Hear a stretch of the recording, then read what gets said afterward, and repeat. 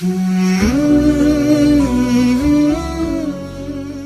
kasih. Bismillahirrahmanirrahim. Assalamualaikum warahmatullahi wabarakatuh. Alhamdulillah wassalatu wassalamu ala habibina Rasulillah wa ala alihi wa sahbihi wa man wala amma ba'du. Selamat malam dan semoga Allah Ta'ala memberi kita kesehatan dan keafiatan pada malam hari ini. Yang saya hormati pimpinan Lemina Institute, pimpinan dari Universitas Muslim Indonesia, para narasumber cerdik cendikia yang dimuliakan Allah Subhanahu wa Ta'ala, dan seluruh partisipan pada malam hari ini. Saya senang mendengar uraian dari bapak-bapak yang terhormat ya, tentang fenomena deskripsi, tentang radikalisme, kemudian ekstremisme, termasuk yang disampaikan oleh Bapak Duta Besar kita yang ada di Kairo, dan saya tahu betul bahwa beliau cukup punya concern ya bagaimana agar termasuk mahasiswa-mahasiswa kita yang ada di Al-Azhar itu tetap ya konsisten pada Al-Manhajul Wasati Al-Azhari, yaitu konsep beragama yang moderat yang selalu diusung oleh Al-Azhar sepanjang masa Al-Azhar berkontribusi ya di dalam kiprahnya. Saya ingin memulai dari apa yang tadi diakhiri oleh Pak Fattah ya. Tapi sebelumnya ada ilustrasi sedikit saja. Jadi begini, dulu pada awal-awal Islam ada seorang cendekiawan bernama Abdullah ibnu Sirin ya. Muhammad ibnu Sirin. Muhammad ibnu Sirin ini hidup pada 33 Hijriah ya, beliau lahir. Beliau menyampaikan satu ungkapan ya. Inna hadzal ilma dinun fanzuru amman ta'khuduna dinakum. Agama ini, ilmu ini adalah esensi agama. Karena itu pastikan bahwa engkau mendapatkan ilmu agama itu dari mereka yang kompeten. Ini awal sekali ya. Nah, selanjutnya setelah itu juga ada Abdullah ibn Mubarak. Beliau seorang ulama besar yang juga mengatakan hal yang senada. Beliau mengatakan al-isnadu minad-din, laulal isnad laqala man syaa ma syaa. Isnad ya, yaitu rantai keilmuan itu adalah bagian daripada agama.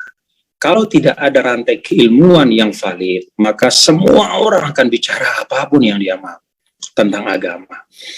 Nah, kenapa kok awal-awal sudah ada sinyalemen seperti ini, ada pesan, ada bahkan katakanlah wasiat ya.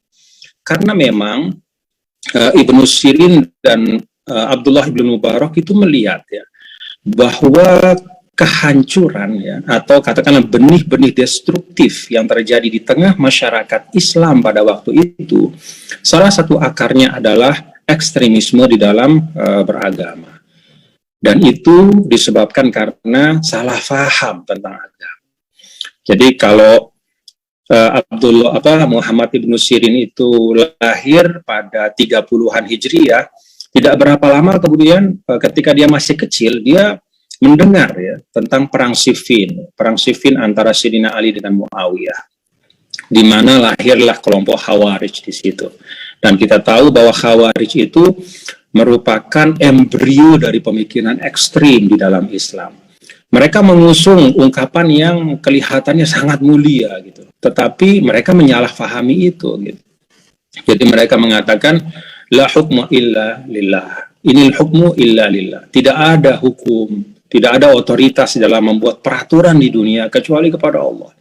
Maka semua peraturan-peraturan apapun yang dilahirkan oleh upaya-upaya manusia, baik individual maupun kolektif, ya, itu dianggap bertentangan, ya, dianggap tidak valid, dan karena itu harus diperangi.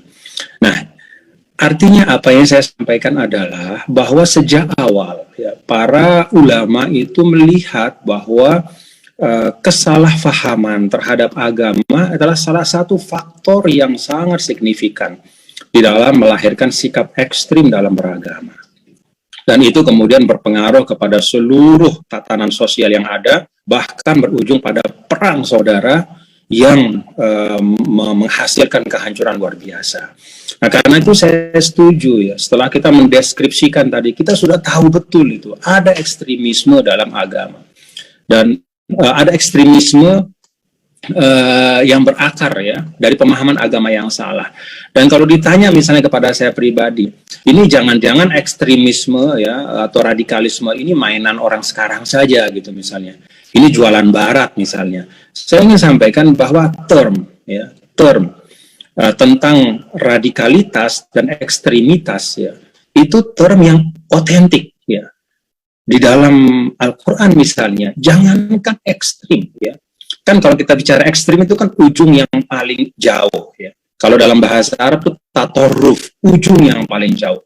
Jangankan ekstrim, al-ghulu ya, melampaui batas, itu sudah dilarang secara eksplisit. La taghlu fi dinikum. Itu jelas sekali. Jadi jangankan ekstremitas ya, sekedar kita melampaui yang proporsional saja, itu udah gak boleh gitu. Jadi ekstremitas itu dilarang dengan mafhum aulawi, ya, dia lebih dilarang lagi di dalam Al-Quran. Nah demikian pun dalam hadis Rasul itu banyak sekali. Karena itu, kalau kita bicara tentang melawan ekstremisme, ya, melawan radikalitas dalam arti melampaui batas, apalagi sampai ujung yang melahirkan destruksi, sesungguhnya kita tengah menjalankan amanat Allah dan Rasulnya. Ini yang saya katakan yang pertama, sehingga tidak usah kita terpengaruh dengan narasi-narasi yang macam-macam, wah ini titipan sana sini, tidak ya. Kalau saya secara pribadi saya meyakini, jadi melawan ekstremitas ya dan radikalitas ya, bentuk melampaui batas apalagi sampai titik yang paling ekstrim, itu adalah melaksanakan amanah Allah dan Rasulnya. Ini norma dari agama, norma agama. Ya tentu ada norma sosial dan yang lain segala macam yang mendukung itu.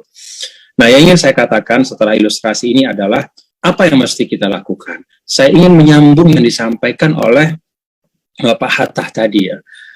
Pertama, menurut saya, intervensi dalam pendidikan. Dan kalau kita bicara intervensi dalam pendidikan, apa sih yang kita maksudkan? Kalau saya sih langsung saja bahwa materi-materi keislaman ya, yang kita ajarkan ya, di semua jenjang pendidikan kita harus kita sisir. Tidak ada artinya kita bernarasi di webinar, bicara di tingkat-tingkat para intelektual, tapi ternyata kita menanam benih yang sebaliknya. Karena itu ini menurut saya kalau hadir di sini teman-teman dari Kementerian Agama, dari BNPT, teman-teman yang di institusi negara, saya berharap betul ya, amal jariah bapak-bapak yang utama hari ini bicara tentang ekstremisme, melawannya adalah bapak-bapak sisir semua materi pengajaran keislaman yang diajarkan kepada anak didik kita. Karena kalau 10-20 tahun yang akan datang dia punya pemandangan atau dia punya pandangan ya, fahmun dini mutatorif ya, pada saat misalnya ketika dalam jenjang pendidikan dia mengkonsumsi pengajaran materi-materi yang mengandung muatan ekstrim, nggak bisa kita salahkan gitu. Jadi 20 tahun lagi ya wajah dari anak-anak muda kita 20 tahun lagi ya apa yang kita tanam hari ini. Karena itu harus disisir menurut saya. Dan ini pekerjaan yang sebenarnya sangat memungkinkan. Kerja bersama, kita sisir, pastikan bahwa materi-materi keagamaan yang kita asupkan kepada anak-anak didik kita itu tidak mengandung materi yang mengajarkan tentang ekstremisme, ya, intoleransi. Pokoknya beda berarti bukan teman. Kita, mereka nggak boleh. Karena dalam ranah sosial Islam mengajarkan lita'arofu, prinsip saling mengisi, prinsip berkolaborasi, dan prinsip saling bahkan menunjukkan yang terbaik gitu. Bukan hanya menghormati, tapi memberi yang terbaik. Antabarruhum wa tuqsitu ilaih. Itu yang menurut saya penting. Materi aja. Yang kedua adalah para guru yang mengajar gitu. Nah, kalau tadi Ibnu Sirin mengatakan bahwa ini perlu dipastikan harus ada otoritas, ya kita juga harus berani. Teman-teman yang ada di perangkat negara harus berani bahwa pengajar agama itu harus orang yang memiliki kualifikasi pemahaman Islam yang moderat. Kalau di pesantren itu udah otomatis bapak-bapak, karena di pesantren itu kan harus sudah khatam. Yang mengajar itu adalah orang yang diketahui oleh kiainya. Dia tahu, bukan hanya pemahaman normatifnya, tapi juga internalisasi nilai itu dicontohkan. Jadi kalau menurut saya sih di pesantren secara umum itu nggak ada masalah, tapi justru di sekolah-sekolah yang yang sekolah negeri ya, atau yang dibangun oleh yayasan-yayasan yang bukan pesantren. Cukup banyak sekarang Bapak-bapak Ibu sekolah keagamaan yang dibangun oleh yayasan tertentu, kelompok tertentu, ya mohon maaf, mungkin mengejar profit ya, karena memang tren keagamaan lagi naik, akhirnya aspek yang terkait dengan substansi pengajaran keagamaan, materi-materinya, itu nggak diperhatikan gitu. Lebih diperhatikan adalah pengajaran kebahasaannya, kemudian juga hal-hal yang membuat sekolah itu misalnya menjadi valuable ya, menjadi favorit misalnya. Tapi esensi keagamaan itu sering diabaikan. Nah, karena itu menurut saya ini penting. Kalau tadi Pak Hatta menyampaikan kerjasama antar dosen penting itu, tapi kita jangan lupa yang masuk di perguruan tinggi kita hari ini adalah produk ya dari jenjang pendidikan sebelumnya gitu. Dan itu jauh lebih penting. Jadi itu yang kedua kalau bicara tentang pendidikan, bahwa guru-gurunya juga harus memiliki visi keberagamaan yang moderat, wasatiyatul Islam. Ya. Kemudian yang ketiga, ketika bicara tentang pendidikan adalah selalu khususnya tentang akidah. Ya. Nah ini agak menarik ya. Dulu ketika saya sekolah, ya, itu nama pelajarannya akidah wa akhlak, akidah akhlak. Ya. Jadi menurut saya ini rumusan yang benar, yang hari ini hilang. Hari ini kalau kita bicara akidah, kita tidak kaitkan dengan akhlak. Ulama dulu itu selalu mengkaitkan akidah dengan akhlak. Jadi akidah itu keyakinan yang harus Anda cerminkan dalam akhlak Anda. Bagaimana Anda membangun hubungan sosial yang baik. Karena itu kan pembahasan misalnya dari para ulama kita dulu tentang Asmaul Husna misalnya. Itu semua dielaborasi bukan dari aspek semata-mata Allah Subhanahu wa Ta'ala kemahakuasaannya, tapi bagaimana nilai-nilai Rahman, Rahim kita wujudkan dalam keseharian, dalam interaksi sosial terhadap orang lain, asyakur, banyak berterima kasih, punya sikap yang inklusif, ya, dan seterusnya. Jadi saya nggak tahu kenapa hari ini kalau kita bicara akidah, kok yang kelihatan hanya norma saja.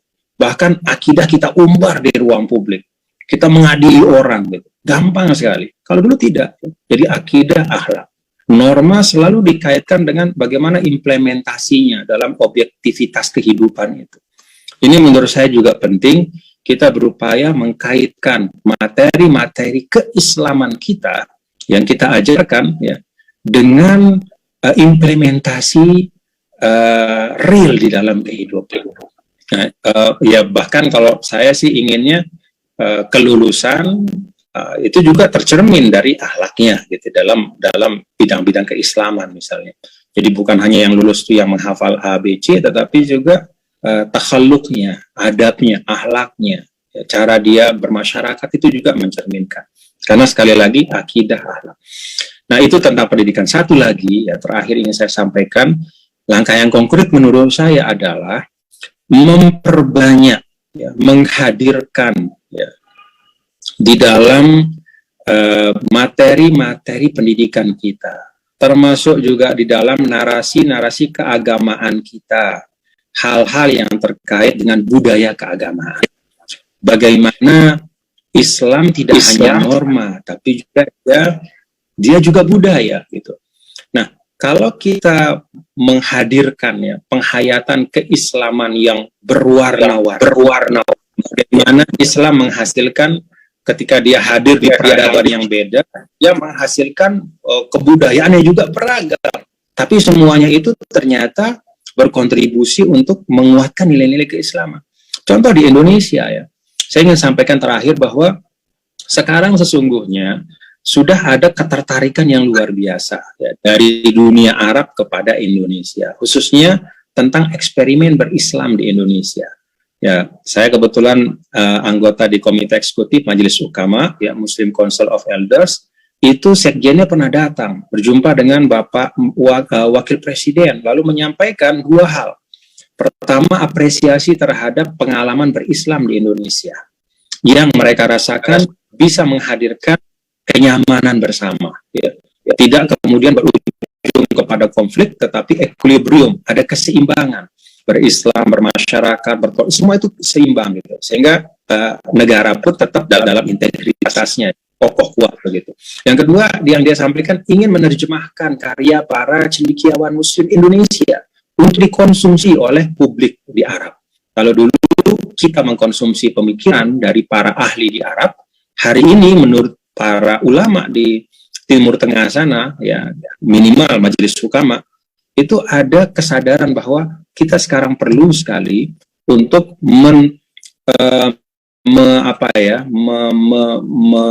mendiseminasi, katakanlah mensyiarkan pemikiran keislaman di Indonesia ini untuk dikonsumsi oleh publik di Arab dan juga bahkan oleh para ahli ulama-ulama di Arab. Karena terbukti bahwa pengalaman berislam di Indonesia adalah pengalaman berislam yang juga bisa menghadirkan keharmonisan di tengah masyarakat. Dan itu disebabkan karena ada porsi yang cukup besar bagi ruang budaya Islam tumbuh di Indonesia. Tidak hanya normatif, tapi dia tumbuh bersama dengan budaya. Dan itu menurut saya salah satu kekuatan kita di Indonesia. Saya pikir ini yang dapat saya sampaikan. Saya mohon maaf apabila ada kekhilafan, ada hal-hal yang kurang. Terima kasih sekali lagi dan hormat saya untuk teman-teman semua, bapak-bapak semua, apresiasi untuk Lemina Institute dan Universitas Muslim Indonesia Makassar. Assalamualaikum warahmatullahi wabarakatuh.